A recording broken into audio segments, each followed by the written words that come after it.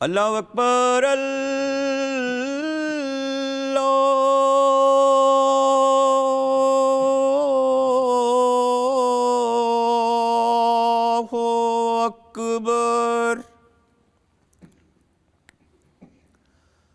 اللہ اکبر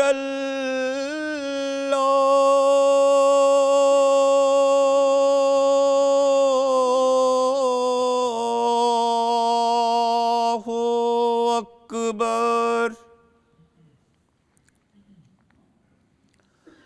اشہد ان لا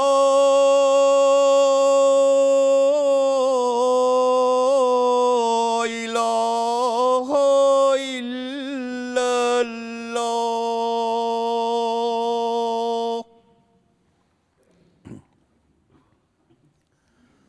اشہد ان لا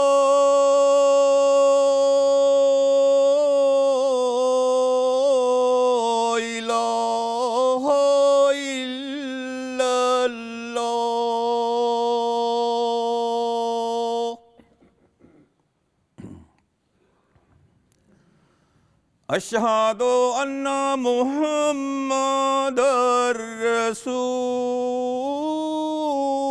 اللہ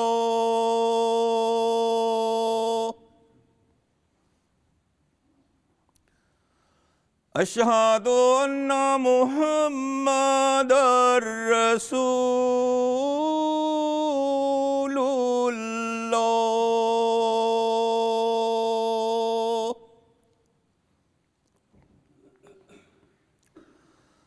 حی علی الصلاۃ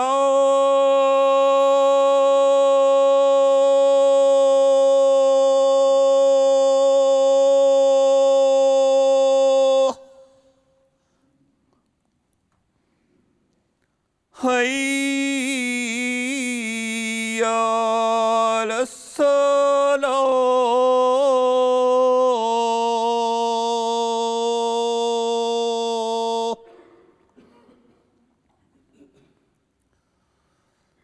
حی علی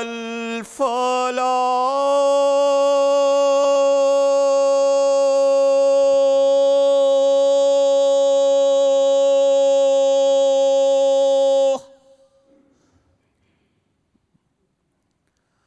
حی علی الفلاح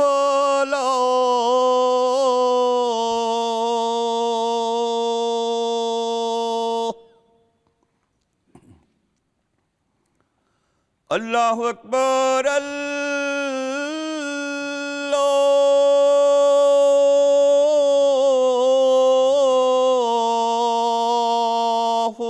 اکبر لا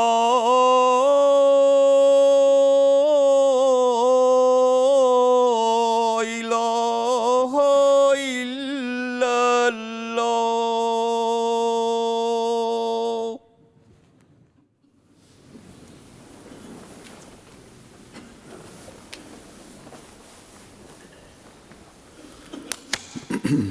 السلام علیکم ورحمۃ اللہ.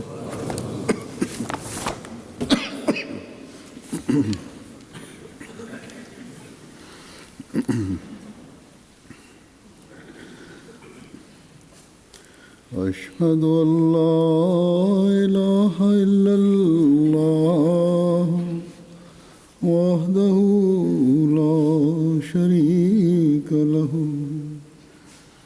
وأشهد أن محمدا عبده ورسوله أما بعد فأعوذ بالله من الشيطان الرجيم بسم الله الرحمن الرحيم الحمد لله رب العالمين الرحمن الرحيم مالك يوم الدين إياك نعبد وإياك نستعين اهدنا الصراط المستقيم صراط الذين أنعمت عليهم غير المغضوب عليهم ولا الضالين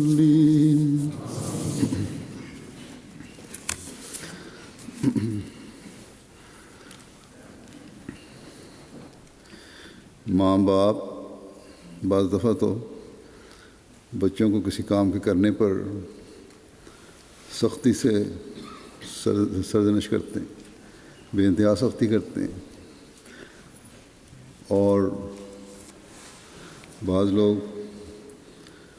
بچوں کی غلطیوں پر اتنی زیادہ صرف نظر کرتے ہیں کہ بچے کو اچھے اور برے کی تمیز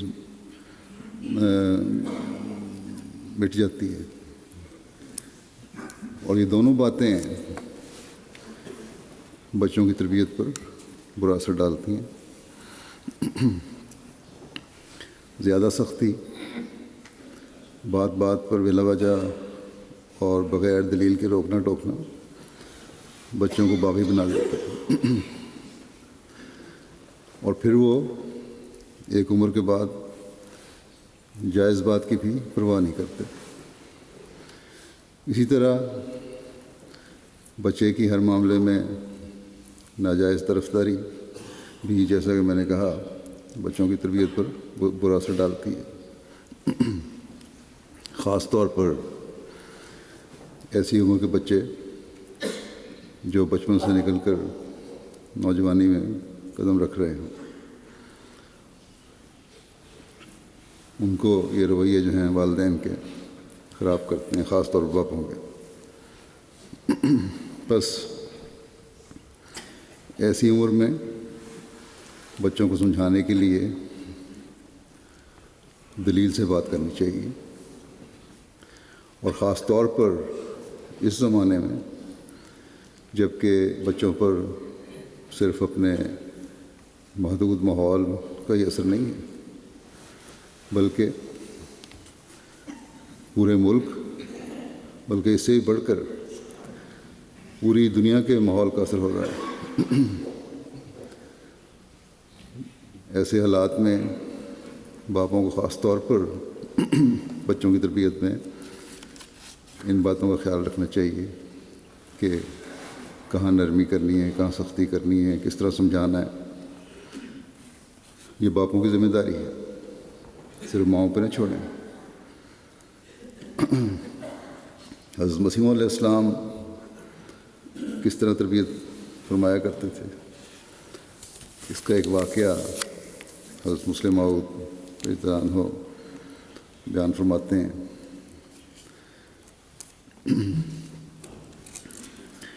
واقعہ کا ذکر کرتے ہیں، تفسیر بیان کر رہے ہیں کہ کون سی چیزیں حلال ہیں اور کون سی طیب ہیں۔ تو آپ فرماتے ہیں کہ یاد رکھنا چاہیے کہ اللہ تعالیٰ نے مختلف جانور مختلف کاموں کے لیے پیدا کیے ہیں۔ کوئی خوبصورتی کے لیے کہ دیکھنے میں خوبصورت معلوم ہوتا ہے، کوئی آواز کے لیے کہ اس کی آواز بہت عمدہ ہے، کوئی کھانے کے لیے کہ اس کا گوشت اچھا ہے، کوئی دوائی کے لیے کہ اس کے گوشت میں کسی مرض سے صحت دینے کی طاقت ہے۔ صرف جانور اور حلال دیکھ کر اسے کھانا نہیں چاہیے۔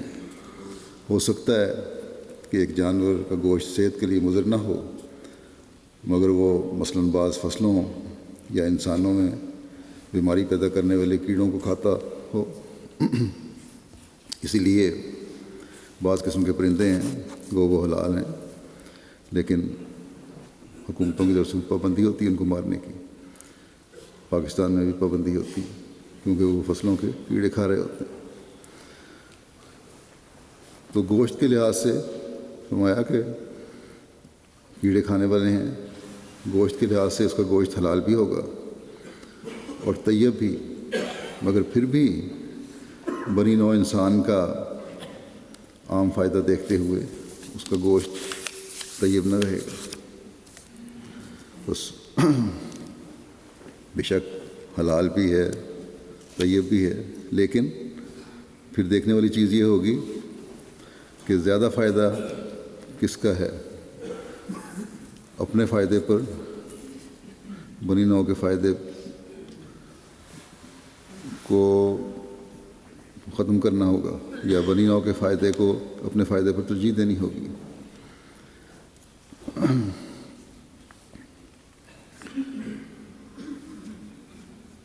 کیونکہ ان کے کھانے کی وجہ سے انسان بعض اور فوائد سے محروم رہ جائیں گے۔ مسلموں فرماتے ہیں کہ مجھے بچپن ہی میں یہ سبق سکھایا گیا تھا۔ میں بچپن میں ایک دفعہ ایک طوطا شکار کر کے لایا۔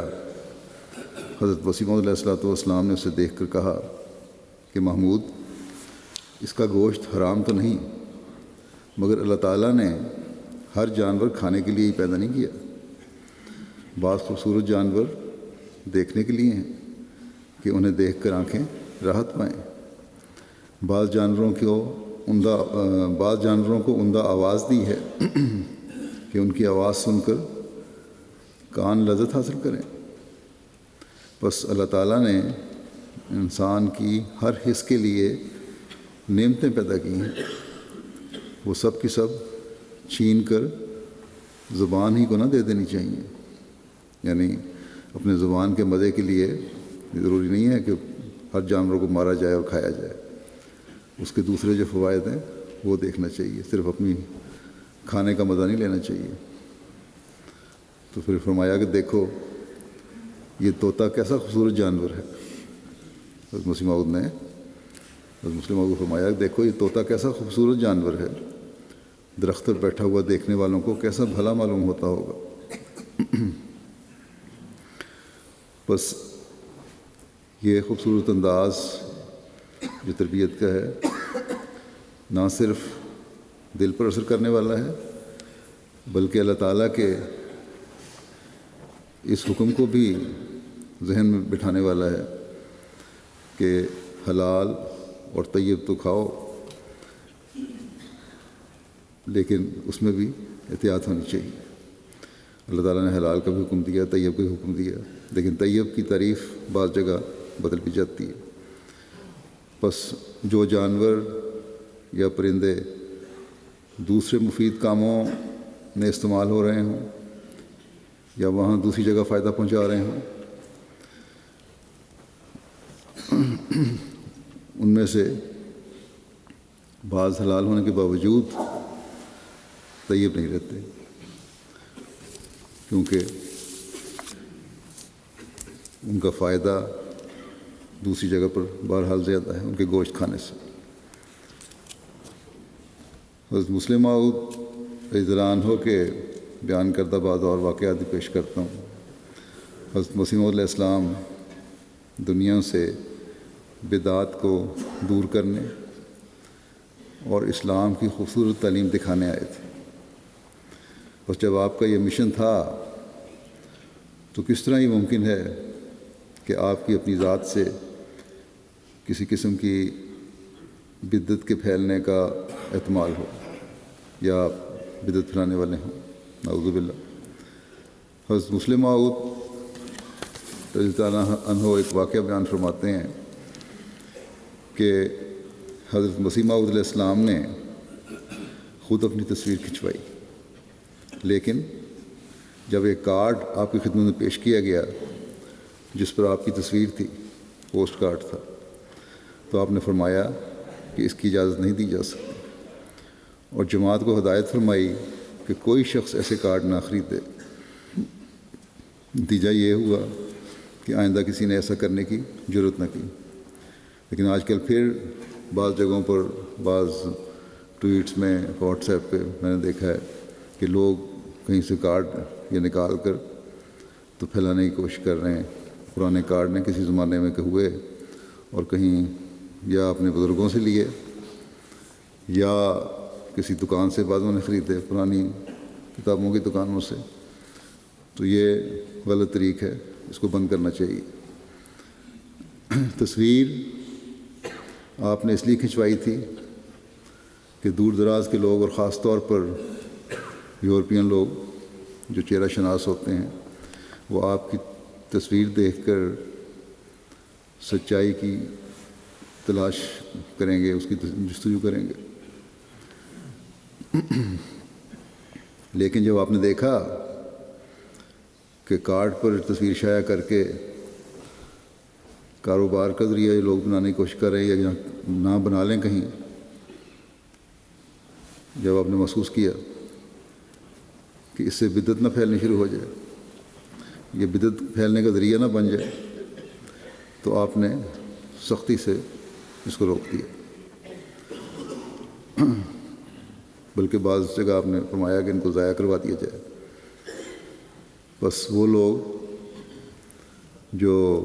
بعض لوگ جو تصویروں کا کاروبار کرتے ہیں، جنہوں نے تصویروں کو کاروبار کا ذریعہ بنایا ہوا ہے اور بے انتہا قیمتیں اس کی وصول کرتے ہیں، ان کو توجہ کرنی چاہیے۔ پھر بعض ایسے بھی ہیں جو حضرت مسیح علیہ السلام کی تصویر میں بعض رنگ بھر دیتے ہیں، حالانکہ کوئی کلر تصویر حضرت مسیح علیہ السلام کی نہیں ہے۔ یہ بھی بالکل غلط چیز ہے، اس سے بھی احتیاط کرنی چاہیے۔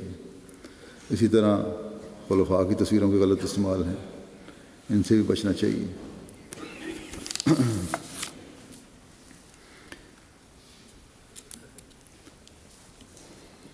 ایک دفعہ سینما اور بائسکوپ کے بارے میں ایک شورا میں بحث چل گئی حضرت مسلم موعود رضی اللہ عنہ کے سامنے۔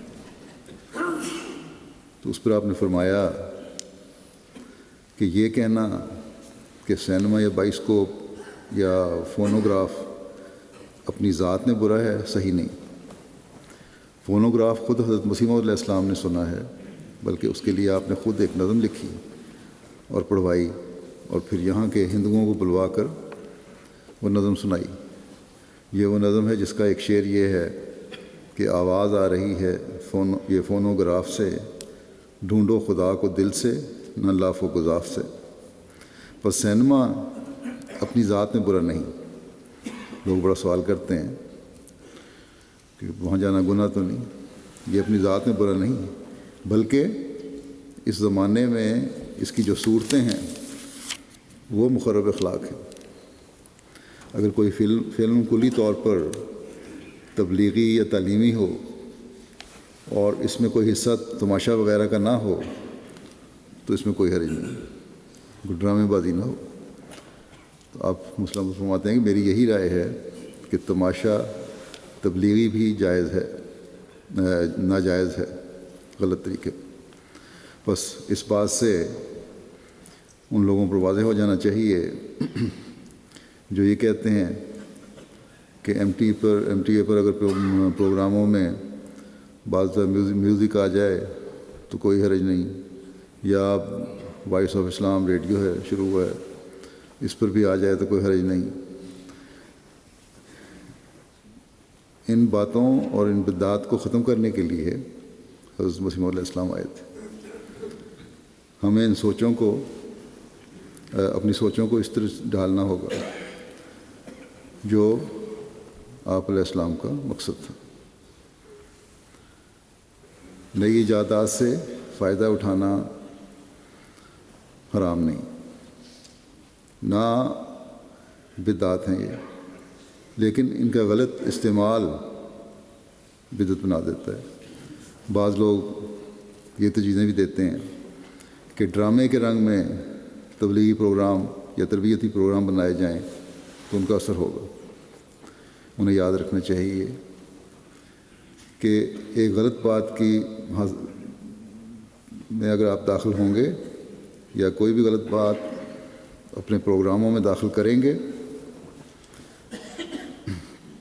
تو 100 قسم کی بدعات کچھ عرصے بعد خود بخود داخل ہو جائیں گے. غیروں کے نزدیک تو شاید قرآن کریم بھی میوزک سے پڑھنا جائز ہو، لیکن ایک احمدی نے بدعات کے خلاف جہاد کرنا، اس لیے ہمیں ان باتوں سے بچنا چاہیے اور بچنے کی بہت کوشش کرنی چاہیے. ایک غیر احمدی نے ایک اخبار میں مضمون لکھا جو ایک لطیفہ تو ہے، ایک جہالت بھی مولوی صاحب کی ظاہر کرتا ہے اس سے، لیکن ساتھ ہی ان کی سوچوں کا بھی پتہ لگتا ہے کہ یہ اس چیز کو جائز سمجھتے ہیں. یہ لکھنے والا لکھتا ہے کہ ایک جگہ ایک عرب گلوکارہ اپنا عربی میں میوزک کے ساتھ گانا گا رہی تھی. مولوی صاحب کو بھی وہاں لے گئے، وہ بڑے جھوم جھوم کر سن رہے تھے. تو انہوں نے پوچھا کہ مولوی صاحب اتنا جھوم کیوں رہے ہیں آپ اس عربی پہ؟ کہتے ہیں سبحان اللہ، اور ساتھ ساتھ سبحان اللہ اور ماشاء اللہ اللہ بکبر پڑھی جائیں. انہوں نے کہا جھوم کیوں رہے ہیں؟ کہتا دیکھو، دیکھ نہیں رہے تم کتنی خوبصورت آواز میں قرآن کریم پڑھ رہی ہے. اس گانے کو انہوں نے کیونکہ وہ عربی میں تھا قرآن کریم بنا دیا. تو جب یہ بدعات پھیلتی ہیں تو سوچیں بھی اسی طرح تبدیل ہو جاتی ہیں.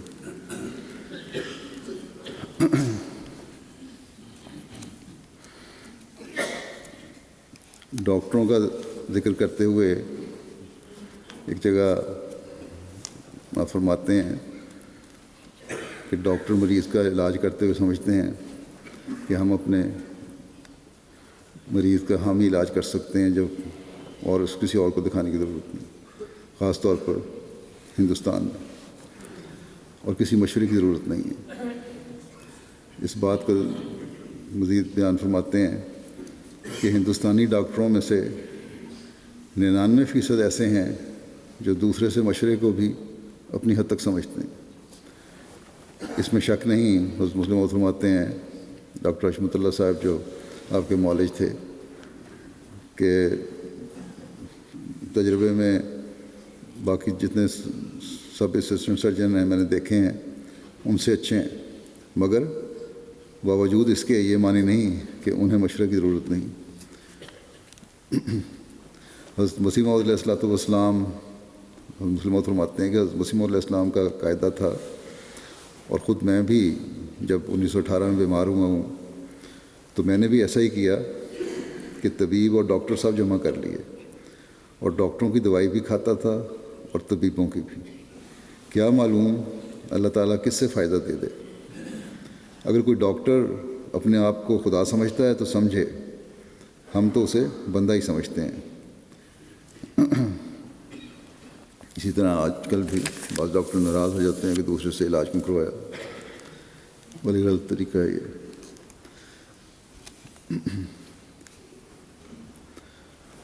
بعض دفعہ عام جڑی بوٹیوں کا علاج کرنے والے لوگ باقاعدہ طبیب بھی نہیں،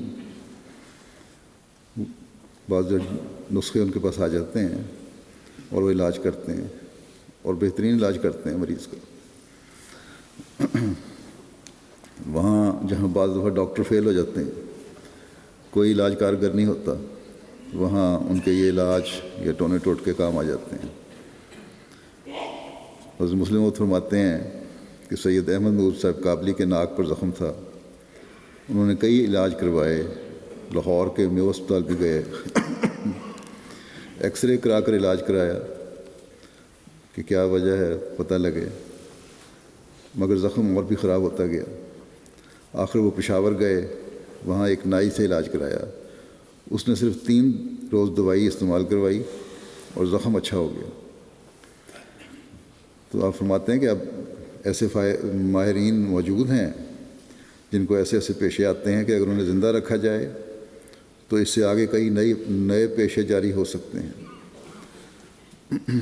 مطلب یہ زندہ رکھنے کا مطلب یہ ہے کہ اس میں ریسرچ کروائی جائے, ان کو توجہ دلائی جائے کہ وہ یہ آگے جاری رکھیں اپنے نسخے. لیکن ہوتا کیا ہے تیسری دنیا کے ملکوں میں, ان کے جاننے والے چونکہ انہیں زندہ رکھنے کی کوشش نہیں کرتے, اس لیے وہ ترقی نہیں کر رہے. اگر ان کی طرف لوگوں کی توجہ ہو تو ان سے آگے کئی فنون نکل سکتے ہیں. آپ فرماتے ہیں کہ یہی ہڈیوں کا ٹھیک کرنا ہے. پہلوان اور نائی اسے جانتے ہیں اور اس سے پرانی دردوں اور ٹیڑھی ہڈیوں کو درست کیا جا سکتا ہے. بعض اس میں بڑے ماہرین ہوتے ہیں, بعض تو بنے ہوئے ہیں جو ہڈیاں صحیح ہڈیاں بھی توڑ دیتے ہیں, لیکن بعض بڑے ماہرین ہیں. تو اسے سیکھ کر پھیلانے کی کوشش کرنی چاہیے. آپ فرماتے ہیں کہ پرانے زمانے میں لوگ ان پیشوں کے اظہار میں بہت بخل سے کام لیتے تھے اور کوئی کسی کو بتاتا نہ تھا, اس لیے وہ مٹ گئے. بہت ساری چیزیں جو پرانے لوگوں میں تھیں, باتیں, بعض نسخے تھے, کیونکہ آگے بتاتے نہیں تھے, کسی کو پتہ نہ لگ جائے, اس لیے ختم ہو گئے. یورپ والے ایسا نہیں کرتے بلکہ اپنے فن کو عام کر دیتے ہیں اور اس سے وہ روپیہ بھی زیادہ کما سکتے ہیں. بعض دوائیاں بھی جو پیٹنٹ ہوتی ہیں کچھ عرصے کے بعد عام ہو جاتی ہیں. حضرت مسیح موعود علیہ الصلوۃ والسلام سنایا کرتے تھے کہ ایک نائی تھا جسے ایسی مرہم کا علم تھا جس سے بڑے بڑے زخم, خراب زخم بھی اچھے ہو جاتے تھے. لوگ دور دور سے اس کے پاس علاج کروانے کے لیے آتے تھے. اس کا بیٹا اس کا نسخہ پوچھتا تو جواب دیتا کہ اس کے جاننے والے دنیا میں 2 نہیں ہونے چاہیے, بس میرے پاس ہے علم, یہیں رہے گا, بیٹے کو نہیں بتانا. آخر وہ بوڑھا ہو گیا اور سخت بیمار ہوا تو اس کے بیٹے نے کہا کہ اب تو بتا دیں, زندگی کا پتہ کچھ نہیں. وہ کہنے لگا کہ اچھا اگر تم سمجھتے ہو کہ میں مرنے لگا ہوں تو بتا دیتا ہوں. مگر پھر کہنے لگا کہ کیا پتہ میں اچھا ہی ہو جاؤں, اس لیے پھر بتانے سے رک گیا اور چند گھنٹوں کے بعد اس کی جان نکل گئی. اور اس کا بیٹا بیچارہ پوچھتا رہ گیا, فن سے محروم رہ گیا. اس کا تو یہ خیال تھا کہ فن حاصل کر لوں گا, لیکن بہرحال جاہل کا جاہل ہی رہ گیا اپنے باپ کی ضد کی وجہ سے, اور کوئی کام نہ آ سکا اس کا باپ, اس کے نہ اس کا فن اس کے کام آ سکا. تو آپ فرماتے ہیں کہ بخل ترقی کا نہیں بلکہ ذلت اور رسوائی کا موجب بنتا ہے. اس لیے ایسے معاملوں میں, علم کے معاملے میں بخل نہیں کرنا چاہیے, اس کو پھیلانے کی کوشش کرنی چاہیے. آپ فرماتے ہیں بعض دفعہ خاندانوں کی تباہی کا موجب ہو جاتا ہے یہ, تو ان پیشوں اور فنون کا سکھانا مضر نہیں بلکہ مفید ہے. اس سے علم ترقی کرتا ہے اور میں چاہتا ہوں کہ یہ فنون خصوصاً مردہ فنون کو ترقی دی جائے. بس کہیں تکبر کا باعث بن رہے ہوتے ہیں ڈاکٹر, دوسرے کے لیے اس تکبر کی وجہ سے تکلیف کا باعث بن رہے ہوتے ہیں, اور کبھی جہالت جو ہے وہ علم کا خاتمہ کر دیتی ہے, اور پھر وہ فائدہ جو دنیا کو پہنچ رہا ہوتا ہے اس سے دنیا محروم رہ جاتی ہے. تو یہ غیر ترقی یافتہ یا ترقی پذیر ملکوں میں عام چیز ہے. وہاں جماعت احمدیہ کو خاص طور پر توجہ دینی چاہیے کہ اس جہالت کو دور کریں.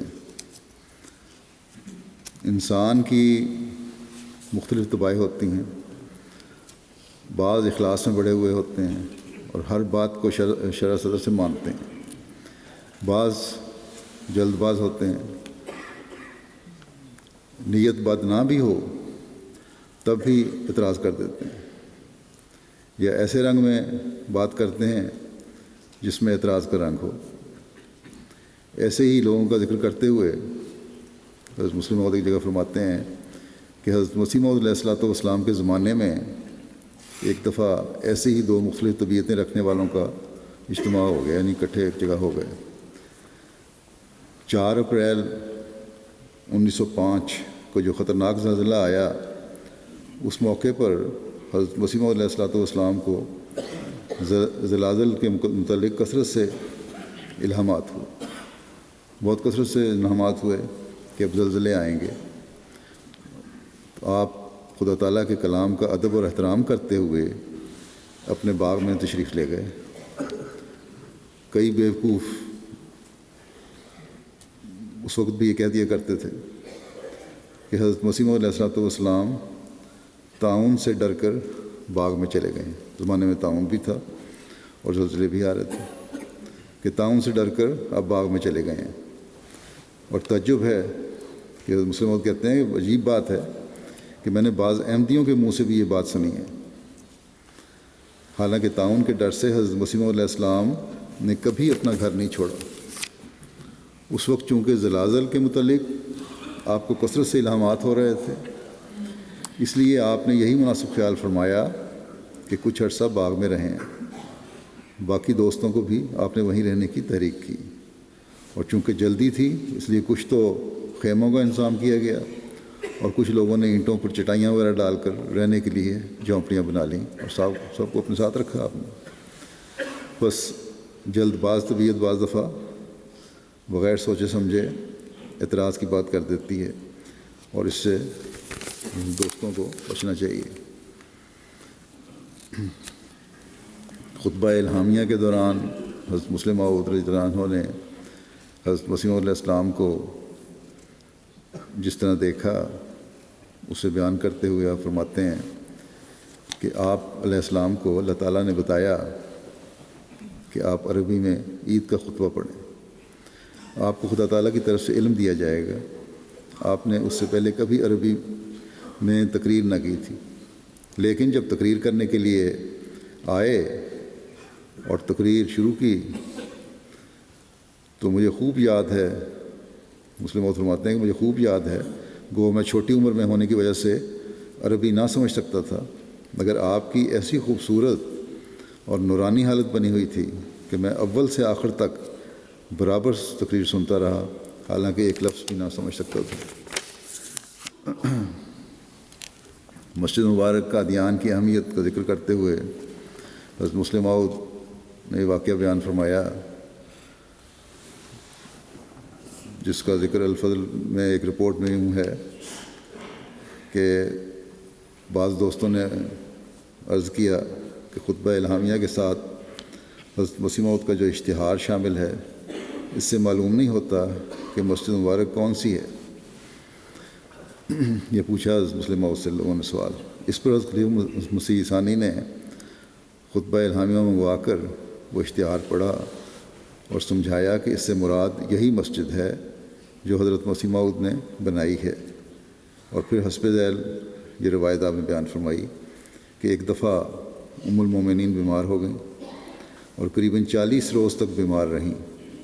ایک دن حضرت صاحب نے فرمایا کہ اس مسجد کے متعلق الہام ہے، اس کے مختصر الفاظ آپ نے بیان کیے۔ اصل الہام اس طرح ہے کہ مبارکن و مبارکن و کل امر مبارکن یجعل فیہ،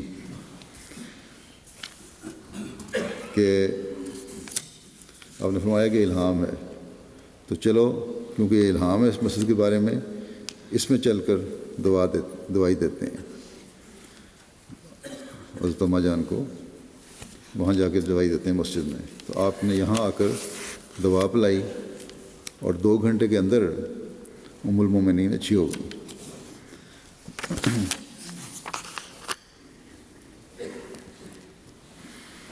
ڈاکٹروں کو ایک نصیحت کہ دین کی خدمت کرنے کا انہیں حق ادا کرنی چاہیے اور اس کے لیے کوشش کرنی چاہیے۔ اس بارے میں فرماتے ہیں کہ بیماروں پر حق اور صداقت کا اثر بہت جلدی ہوتا ہے۔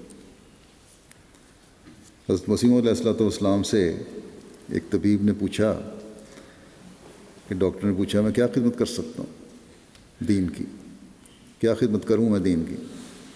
آپ نے فرمایا کہ آپ بیماروں کو تبلیغ کیا کریں، یہ بہت اچھا موقع ہوتا ہے کیونکہ بیمار کا دل نرم ہوتا ہے۔ بس یہ سوچ اس زمانے کے ڈاکٹروں کو بھی رکھنی چاہیے، اور یہی سوچ اور عمل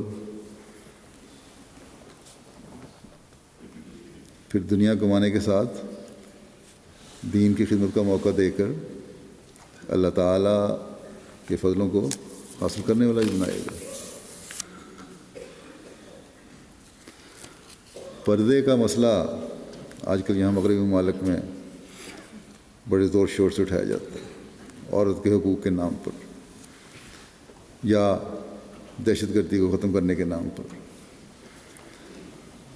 یا بلا وجہ اسلام پر اعتراض کرنے کی وجہ سے۔ اللہ تعالیٰ نے قرآن کریم میں اس کے مختلف پہلوؤں کو بیان کیا ہے کہ کس طرح کا پردہ کرنا چاہیے، کن حالات میں کرنا چاہیے۔ اس میں عورت کی زینت کے ظاہر ہونے کے بارے میں بھی یہ فرمایا ہے کہ الا ما ظہر منہا۔ اس کی وضاحت کرتے ہوئے اور اس حوالے سے حضرت مسیح علیہ السلام کا جو ارشاد ہے وہ پیش کرتے ہوئے حضرت مسلم فرماتے ہیں کہ الا ما ظہر منہا، کہ یہ معنی ہے کہ وہ حصہ جو آپ ظاہر ہو اور جسے کسی مجبوری کی وجہ سے چھپایا نہ جا سکے، خواہ یہ مجبوری بناوٹ کے لحاظ سے ہو، یعنی بناوٹ یہ نہیں کہ ظاہری بناوٹ بلکہ جسم کی بناوٹ، جیسے قد ہے کہ یہ بھی ایک زینت ہے مگر اس کو چھپانا ناممکن ہے، اس لیے اس کو ظاہر کرنے سے شریعت نہیں روکتی۔ یا بیماری کے لحاظ سے ہو کہ کوئی حصہ جسم علاج کے لیے ڈاکٹر کو دکھانا پڑے، وہ بھی ظاہر کیا جا سکتا ہے قرآن کریم کے مطابق۔ بلکہ حضرت مسیح علیہ الصلوۃ والسلام تو یہاں تک فرمایا کرتے تھے کہ ہو سکتا ہے ڈاکٹر کسی عورت کے متعلق تجویز کرے کہ وہ منہ نہ ڈھانپے، کہ اپنے چہرے کو کور نہ کرے، اگر ڈھانپے گی تو اس کی صحت خراب ہو جائے گی، اور ادھر ادھر چلنے پھرنے کے لیے کہے، یعنی کہ منہ نہ ڈھانپے اور پھر باہر جا کے پھرے، اگر عورت کو کہے ڈاکٹر نہیں تمہاری صحت خراب ہو جائے گی، تو ایسی صورت میں اگر وہ عورت منہ ننگا کر کے چلتی ہے تو بھی جائز ہے۔ بلکہ بعض فقہا کے نزدیک اگر عورت حاملہ ہو اور کوئی اچھی دایا میسر نہ ہو اور ڈاکٹر یہ کہے کہ اگر یہ کسی قابل ڈاکٹر سے اپنا بچہ نہیں جنوائے گی تو اس کی جان خطرے میں ہے، تو ایسی صورت میں اگر وہ کسی مرد سے بچہ جنوائے تو یہ بھی جائز ہوگا۔ بلکہ اگر کوئی عورت مرد ڈاکٹر سے بچہ نہ جنوائے اور مر جائے تو خدا تعالیٰ کے حضور وہ ایسی ہی گناہ گار سمجھی جائے گی جیسے اس نے خودکشی کی ہے۔ پھر یہ مجبوری کام کے لحاظ سے بھی ہو سکتی ہے، جیسے ذمہ دار گھرانوں کی عورتوں کی میں نے مثال دی ہے، پہلے مثال دے چکے ہیں مسلم بھائی، کہ ان کے گزارے ہی نہیں ہو سکتے اگر وہ کام نہ کریں، جب تک وہ کاروبار میں اپنے مردوں کی امداد نہ کریں۔ تو یہ تمام چیزیں الا ما ظہر منہا میں شامل ہیں۔ بس اسلام نے آزادی بھی قائم کی ہے اور حدود بھی قائم کی ہیں، کھلی چھٹی نہیں دیتی۔ بعض مجبوریوں کی وجہ سے اجازت ہے کہ پردے کو کم کیا جا سکتا ہے، کم معیار کا کیا جا سکتا ہے، لیکن ساتھ ہی بلا وجہ کوئی ناجائز طور پر کہ اسلامی حکم کو چھوڑنا، اس سے بھی منع فرمایا ہے۔ آزادی کے نام پر بے حیائی نہیں رکھی اسلام نے۔ حضرت مسیح علیہ السلام کے تفقہ فی الدین کا ذکر کرتے ہوئے حضرت مسلم موعود فرماتے ہیں کہ اسلامی مسائل کی بنیاد تفقہ پر ہے، ان کے اندر باریک حکمتیں ہوتی ہیں، اور جب تک ان کو نہ سمجھا جائے انسان دھوکہ کھا کر بعض دفعہ گمراہی کی طرف نکل جاتا ہے۔ حضرت مسیح موعود علیہ السلام نے ایک دفعہ کسی مجلس میں بیان فرمایا کہ انسان اگر تقوی سے کام لے تو چاہے 100 شادیاں کر لے۔ یہ بات سلسلے کے اخباروں میں سے ایک میں شائع ہو گئی، جس پر یہ چرچا شروع ہو گیا کہ معلوم ہوتا ہے کہ حضرت مسیح علیہ السلام کا مذہب یہی ہے کہ 4 کی حد نہیں۔ اب مرد بڑے خوش ہوئے ہوں گے کہ 4 کی حد نہیں، شادیاں کوئی جتنی چاہے کر لے۔ حضرت میر ناصر نواب صاحب مرحوم نے اس بحث اور جھگڑے کو جو باہر ہوتا تھا حضرت مسیح علیہ السلام کی خدمت میں پہنچایا اور پوچھا کہ اس سے آپ کا کیا مطلب تھا۔ آپ نے فرمایا میرا مطلب یہ تھا کہ اگر ایک بیوی مر جائے یا کسی وجہ سے طلاق دی جائے تو انسان اس کی بجائے اور شادی کر سکتا ہے، اسی طرح خاص 100 شادیاں کر لیں۔ اس سے آپ نے اس خیال کی تردید فرمائی جو بعض مذاہب نے پیش کیا ہے، یہ حوالہ یہ بات جو چل رہی ہے کسی اور حوالے سے چل رہی ہے۔ بعض وہ لوگ کہتے ہیں یہ فیصلہ ہو گیا، سیاق و سباق دیکھے بغیر بات کر دیتے ہیں۔ یہ آپ نے بات کا اظہار فرمایا تھا، اس کی وجہ یہ بنی اس خیال کی آپ نے تردید فرمائی کہ بعض مذاہب نے پیش کیا ہے کہ عمر بھر انسان دوسری شادی نہیں کرنی چاہیے، چاہے بیوی مر جائے یا طلاق ہو جائے، جب ایک شادی ہو گئی تو ختم ہو گیا، اور خاص طور پہ جب بیوی مر جائے۔ تو آپ نے اس خیال کی تردید فرمائی تھی، اس حوالے سے بات ہو رہی تھی۔ حضرت مسلم فرماتے ہیں کہ اب اگر حضرت مسیح موعود علیہ السلام کا یہ قول تشریح کے بغیر رہ جاتا تو کچھ عرصے کے بعد یہی سمجھا جاتا کہ آپ کا مذہب یہی تھا کہ جتنی شادیاں چاہو کر سکتے ہو، صرف تقویٰ کی شرط ہے۔ آج کل تو مرد شادیاں کرتے ہیں دوسری تیسری بھی، تو اس تقویٰ کی شرط کو بھی سامنے نہیں رکھتے۔ تقویٰ کی شرط ضروری ہے۔ اسی بارے میں حضرت مسلم فرماتے ہیں مجھے یاد آیا کہ حضرت خلیفۃ المسیح اول کا اعتقاد ایک عرصے تک یہی تھا کہ 4 سے زیادہ شادیاں جائز ہیں۔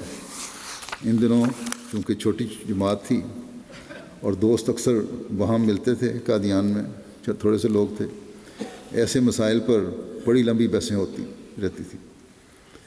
انہی دنوں ایک زمانے میں یہ مسئلہ بھی زیر بحث آیا۔ حضرت خلیفہ عبد المسیح اول نے فرمایا 4 بیویوں کی حد بندی شریعت سے ثابت نہیں، اور ابو داؤد کی ایک روایت بھی پیش کی جس میں لکھا تھا کہ حضرت امام حسن کے 18 یا 19 نکاح ہوئے۔ اسی مجلس میں کسی نے یہ بیان کیا کہ حضرت مسیح موعود علیہ السلام کا یہ عقیدہ نہیں ہے۔ اس پر حضرت خلیفہ اول نے یہ خیال کیا کہ ممکن ہے آپ کے پاس یہ معاملہ پوری طرح پیش نہ کیا گیا ہو، اس لیے کسی سے یہ کہا کہ یہ کتاب لے جاؤ، یہ جو ابو داؤد کی روایت ہے حضرت امام حسن کے بارے میں، اور حضرت مسیح موعود علیہ السلام کو یہ حوالہ دکھا کے آؤ۔ کتاب لانے والا راستہ میں مجھے مسلم موعود کہتے ہیں کہ جا رہا تھا کتاب لے کے حضرت مسیح موعود علیہ السلام کے پاس، مجھے بھی راستے میں ملا، بغل میں کتاب دبائی ہوئی تھی، نہایت شوق سے جا رہا تھا۔ تو میں نے دریافت کیا کہ کیا بات ہے؟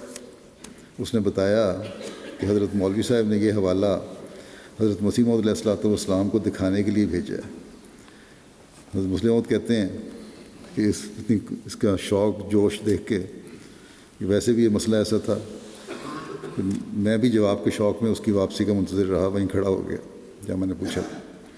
تھوڑی دیر کے بعد وہ واپس آیا، میں نے دیکھا، مسلم موعود فرماتے ہیں میں نے دیکھا کہ جاتے وقت تو وہ بہت خوش گیا تھا، مگر جب واپس آتے وقت سر جھکائے ہوئے آ رہا تھا۔ تو میں نے پوچھا کیا بات ہے؟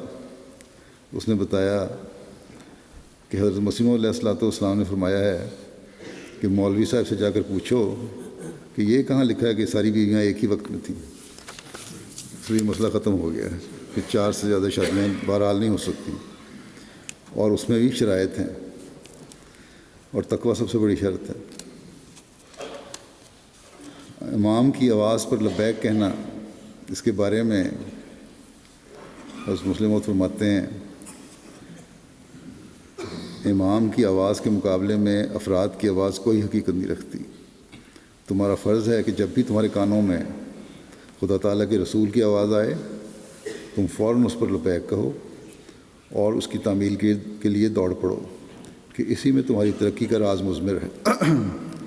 بلکہ اگر انسان اس وقت نماز پڑھ رہا ہو تب بھی اس کا فرض ہے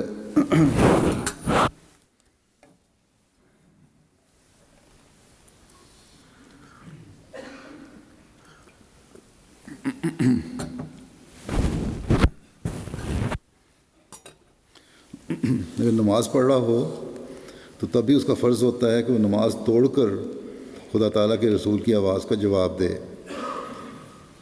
حضرت مسلم موعود فرماتے ہیں کہ ہمارے ہاں خدا تعالیٰ کے فضل سے اس قسم کی مثالیں بھی پائی جاتی ہیں۔ چنانچہ حضرت خلیفہ اول رضی اللہ عنہ نے ایک دفعہ ایسا ہی کیا، اور حضرت مسیح موعود علیہ السلام کے آواز دینے پر فوراً نماز توڑ دی اور آپ کی خدمت میں حاضر ہو گئے، اور غالباً میر مہدی حسین صاحب اور میاں عبداللہ صاحب سنوری نے بھی ایسا ہی کیا. یہ 2 آدمی تھے، انہوں نے بھی ایسا کیا مختلف وقتوں میں. بعض لوگوں نے اس پر اعتراض کیا تو حضرت مسیح موعود علیہ السلام نے یہ آیت پڑھی کہ لا تجعلوا دعاء الرسول بینکم کا دعائے بعضکم بعضا قد یعلم اللہ الذین یتسللون منکم لواذا فلیحذر الذین یخالفون عن امرہ ان تصیبہم فتنۃ ویصیبہم عذاب علیم، کہ تمہارے درمیان رسول کا تمہیں بلانا اس طرح نہ بناؤ جیسے تم ایک دوسرے کو بلاتے ہو اونچی آوازوں میں، یا سمجھتے ہو کہ بس بلایا آواز جواب دے دیا یا نہ دیا. اللہ تعالیٰ یقیناً ان لوگوں کو جانتا ہے جو تم میں سے نظر بچا کر چپکے سے نکل جاتے ہیں. بس وہ لوگ جو اس کے حکم کی مخالفت کرنے والے ہیں وہ اس بات سے ڈریں کہ انہیں کوئی اطلاع آ جائے یا دردناک عذاب آ پہنچے. تو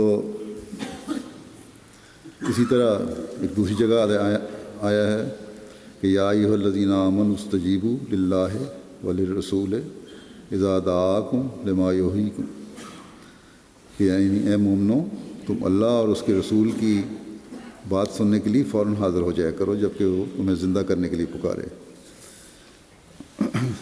نبی کی آواز پر فوراً لبیک کہنا ایک ضروری امر ہے، بلکہ ایمان کی علامتوں میں سے ایک بڑی بھاری علامت ہے. اس لیے جب یہ ان بزرگوں نے کیا تو بالکل جائز کیا.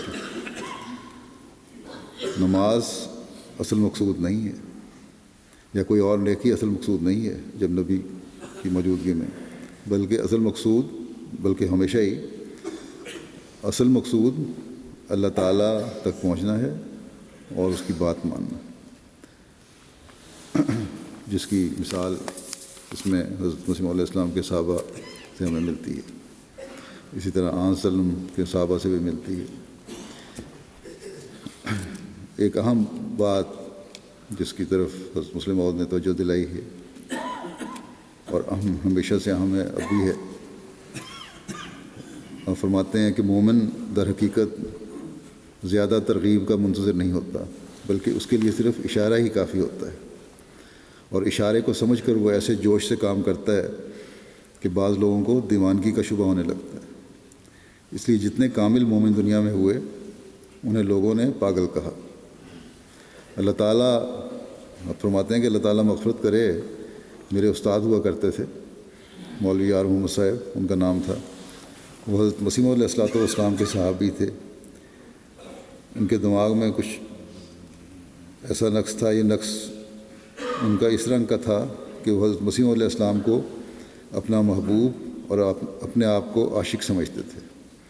اسی عشق کی وجہ سے وہ خیال کرنے لگے تھے کہ حضرت مسیح علیہ السلام نے مجھے پسر موعود اور مسلم موعود بنا دیا.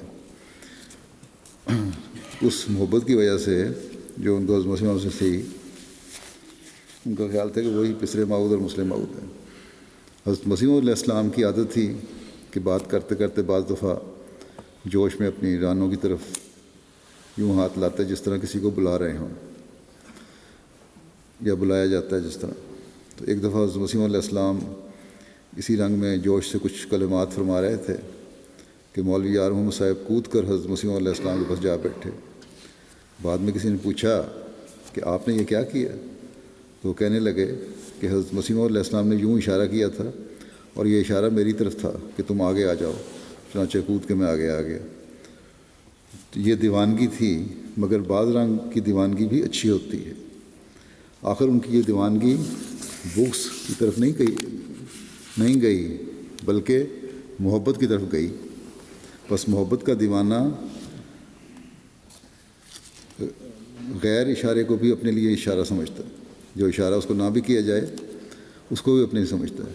تو آپ نصیحت کرتے ہیں، فرماتے ہیں جماعت کو کہ جو قوم خدا تعالیٰ کی محبت کا دعویٰ کرنے والی ہو وہ صحیح اشارے کو کیوں نہیں سمجھتی کہ اس کے لیے کیا گیا.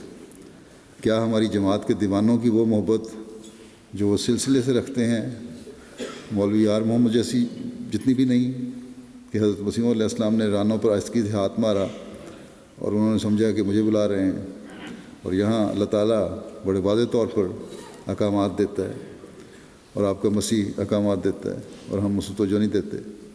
بس اس پر غور کرنے کی ضرورت ہے ہمیں، اور جائزہ لیں کہ کس حد تک اللہ تعالیٰ کے حکم اور اس کے اشاروں کو ہم سمجھتے ہیں۔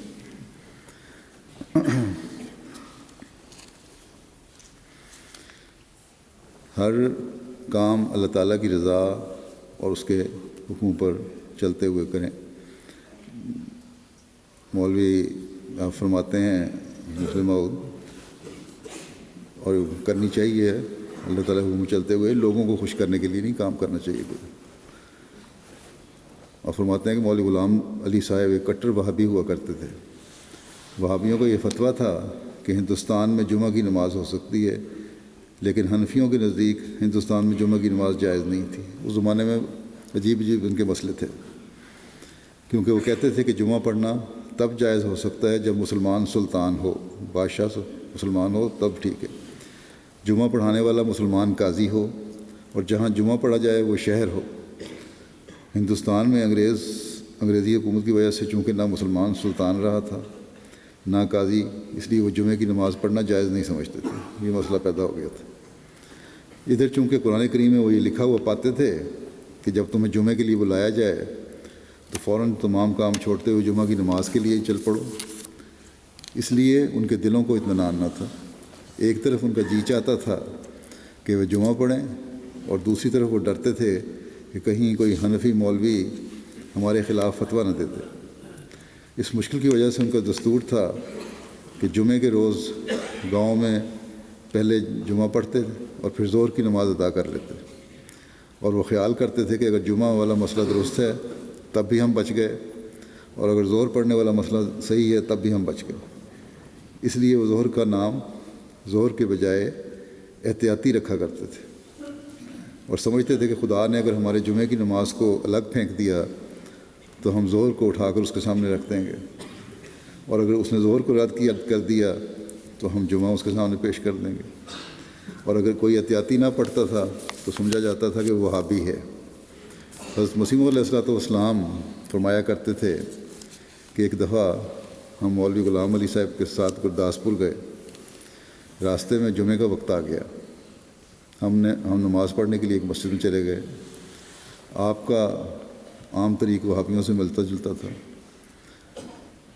کیونکہ وہابی حدیثوں کے مطابق عمل کرنا اپنے لیے ضروری جانتے ہیں، اور ان کا عقیدہ ہے کہ رسول کریم صلی اللہ علیہ وسلم کی سنت پر عمل کرنا ہی انسان کی نجات کے لیے ضروری ہے۔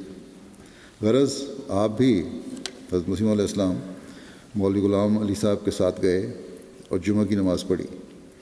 جب مولوی صاحب غلام علی صاحب جمعے کی نماز سے فارغ ہو گئے تو انہوں نے 4 رکعت ظہر کی نماز پڑھ لی۔ آپ فرماتے تھے، حضرت مسیح علیہ السلام فرماتے تھے کہ میں نے ان سے کہا کہ مولوی صاحب یہ جمعے کی نماز کے بعد 4 رکعتیں کیسی ہیں؟ وہ کہنے لگے یہ احتیاطی ہے۔ تو میں نے کہا مولوی صاحب آپ تو وہابی ہیں اور عقیدتاً اس کے مخالف ہیں، پھر احتیاطی کے کیا معنی ہوئے؟ وہ کہنے لگے کہ یہ احتیاطی ان معنوں میں نہیں کہ خدا کے سامنے ہمارا جمعہ قبول ہوتا ہے یا ظہر، بلکہ یہ ان معنوں میں ہے کہ لوگ مخالفت نہ کریں، لوگوں کا ڈر ہے۔ تو کئی لوگ اس طرح بھی کام کر لیتے ہیں جیسے مولوی غلام علی صاحب نے کیا کہ اپنے دل میں تو اس بات پر خوش رہے کہ انہوں نے جمعہ پڑھا ہے، اور ادھر لوگوں کو خوش کرنے کے لیے 4 رکعت ظہر کی نماز ہی پڑھ لی۔ حضرت مسیح علیہ السلام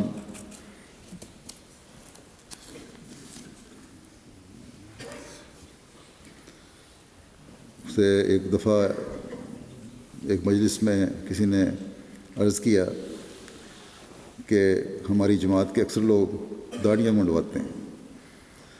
آپ نے فرمایا کہ اصل چیز تو محبت الہی ہے۔ جب ان لوگوں کے دلوں میں محبت الہی پیدا ہو جائے گی تب خود بخود یہ لوگ ہماری نقل کرنے لگ جائیں گے۔ اللہ تعالیٰ کرے کہ ہم حقیقی طور پر حضرت مسیح علیہ السلام کی باتوں کو سمجھنے والے ہوں اور حقیقی محبت الہی ہمیں پیدا ہو جائے، اور ہمارا ہر عمل اور فعل خدا تعالیٰ کے حکم کے مطابق ہو۔ نمازوں کے بعد میں ایک جنازہ غائب بھی پڑھاؤں گا۔ یہ مکرم عبد النور جابی صاحب سیریا کا ہے، 1989 کی ان کی پیدائش ہے، اور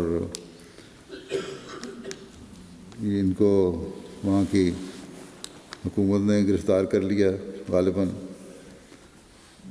صحیح طرح پورے قواعد بھی نہیں لکھے گئے۔ بہرحال جو قواعد موجود ہیں اس کے مطابق چند ماہ قبل انہوں نے بزنس مینجمنٹ یونیورسٹی سے ڈگری حاصل کی تھی۔ 31 دسمبر 2013 کو حکومتی کارندوں نے آپ کو گرفتار کیا تھا، اور گرفتاری کی وجہ یہ تھی کہ کسی نے ان کا موبائل فون عاریتاً لے کر وہاں کے باغیوں کو فون کیا تھا۔ یہ سیریا میں حالات خراب ہونے کے ابتدائی ایام کی بات ہے، جب کسی کو ضرورت کے وقت عاریتاً فون لینا اس وقت کوئی قابل اعتراض بات نہیں ہوتی تھی۔ تو بہرحال باغیوں میں سے کسی نے ان کا فون لے کر اپنے ساتھیوں سے مالی لین دین کی بات کی، اور اس بارے میں فون کے حکومت کی ایجنسیاں تو انٹرسیپٹ بھی کرتی ہیں، چیک کرتی ہیں۔ انہوں نے پکڑ لیا، تحقیق کے دوران یہ ثابت ہوا کہ آپ کے فون سے کال ہوئی تھی اور آپ کا باغیوں کے ساتھ رابطہ ہے۔ اس وجہ سے آپ کو گرفتار کر لیا گیا اور پھر شہید بھی کر دیا گیا۔ طبی رپورٹ کے مطابق مرحوم گرفتاری کے تیسرے روز ہی سر پر شدید چوٹ آنے کی وجہ سے فوت ہو گئے تھے، کیونکہ بڑا ٹارچر دیتے ہیں یہ حکومتی پولیس والے بھی۔ جو باغیوں کا حال ہے وہی حکومت کے کارندوں کا بھی حال ہے۔ تاہم ان کی وفات کی خبر ان کے گھر والوں کو 22 فروری 2013 کو ملی۔ انا للہ و انا الیہ راجعون۔ یہ سلیم جابی صاحب کے پوتے تھے، جو بہت پرانے احمدی ہیں۔ سلیم جابی صاحب ربا بھی گئے تھے، اور حضرت مسلم موت کے زمانے میں اردو زبان بھی ان کو اچھی آتی ہے۔ اپنے ماحول اور جاننے والوں میں بہت خوش اخلاق اور شریف الطبع اور نرم خو اور مل نثار مشہور تھے۔ طبیعت میں سختی بالکل نہیں تھی، صحت مند اور مضبوط جسم کے مالک تھے۔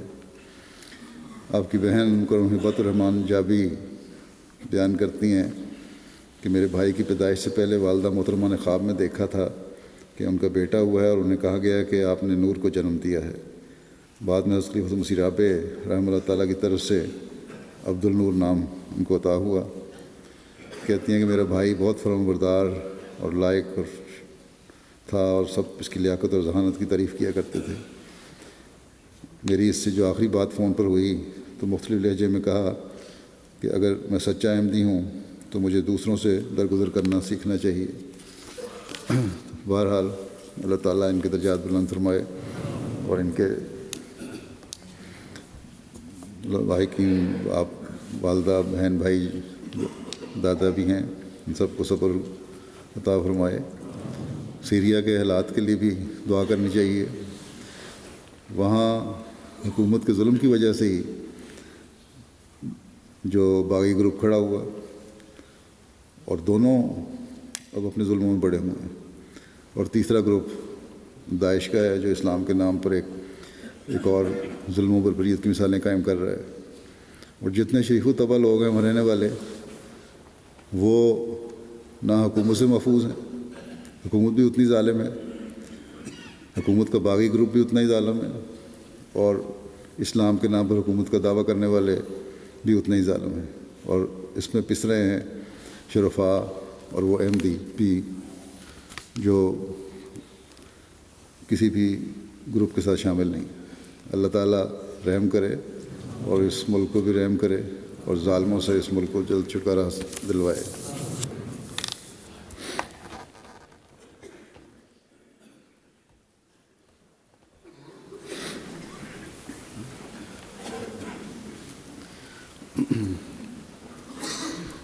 الحمد لله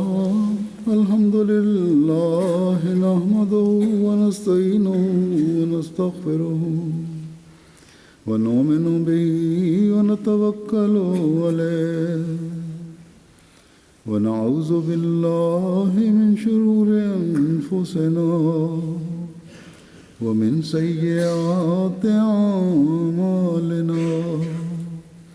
من يهده الله فلا مضل له ومن يضلل فلا هادي له ونشهد أن لا إله إلا الله ونشهد أن محمدا عبده ورسوله عباد الله رحمكم الله إن الله يأمر بالعدل والإحسان وإيتاء ذي القربى وينهى عن الفحشاء والمنكر والبغي يعظكم لعلكم تذكرون اذكروا الله يذكركم وادعوه يستجب لكم ولذكر الله أكبر